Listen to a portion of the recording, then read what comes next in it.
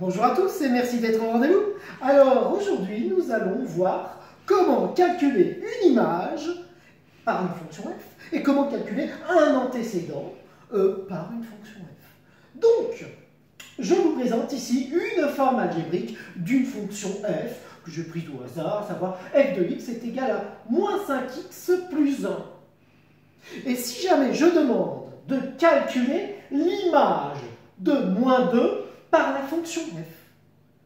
Dans ce cas-là, si on me demande de calculer une image, grâce à cette forme algébrique, rappelez-vous bien, c'est qu'il suffit tout simplement de remplacer x par moins 2. En fait, ce que l'on pose comme question, c'est si jamais je demande l'image de moins 2, on a f de moins 2, et je demande de calculer l'image de moins 2. Donc en fait, je pose cette question qui est comme ceci. Je demande de calculer f de moins 2. Donc, f de moins 2 est égal à, j'utilise la forme algébrique, je recopie, moins 5, mais en fait, le x, je le remplace par moins 2. Moins 2, comme ceci. Non, non, non, non, non, non, non, non, non, non, là, c'est moins 5x. C'est donc moins 5 fois x. C'est de la cinquième, ça, hein? Donc on fait moins 5 fois moins 2, comme ceci, plus 1 égal. Et on calcule. Moins 5 fois moins 2, ou j'utilise la calculatrice, mais franchement, honnêtement, vous pouvez le faire de tête. Moins fois moins, ça fait plus. 5 fois 2, ça fait 10, plus 1. Ça sera donc égal à 11. Quelle est donc l'image de moins 2 par la fonction f? L'image de moins 2 par la fonction f, ce sera 11. Donc, calculer une image, ça revient à remplacer le x dans la forme algébrique.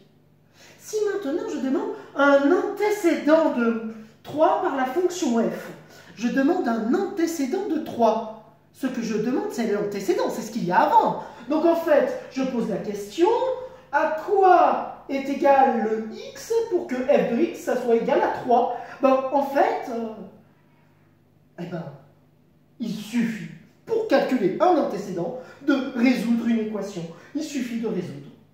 F de x, c'est quoi? C'est moins 5x plus 1 égale 3. Et on se retrouve ici à une équation. Une équation à une inconnue. Donc, si jamais on a ceci, le but pour résoudre une équation, c'est de mettre tous les x d'un côté ou tous les x et tous les nombres de l'autre. Mais là, le mieux, honnêtement, c'est de mettre les x, vu que là, on a moins 5x. Le mieux, c'est de mettre les x de ce côté. Donc, qu'est-ce que je vais faire de chaque côté pour supprimer le moins 5x? Je vais faire son opération contraire, à savoir plus 5x. De chaque côté. Donc là, hop, ça le supprime. Il ne restera plus que 1 est égal à 3 plus 5x. Ce n'est pas terminé. On a dit tous les x d'un côté, tous les nombres de l'autre. Donc, ici, qui n'est pas à sa place? 1 égale 3 plus 5x.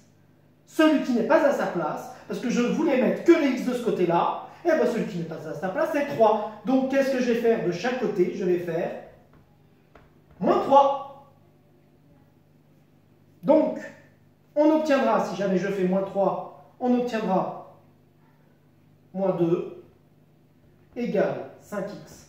Et maintenant, on a tous les x d'un côté, tous les nombres de l'autre. Mais 5x, j'en ai un petit peu rien à faire. Moi, ce que je veux connaître, c'est seulement x. Alors, je fais encore l'opération inverse. Vu que là, c'était 5 fois x, on l'avait dit.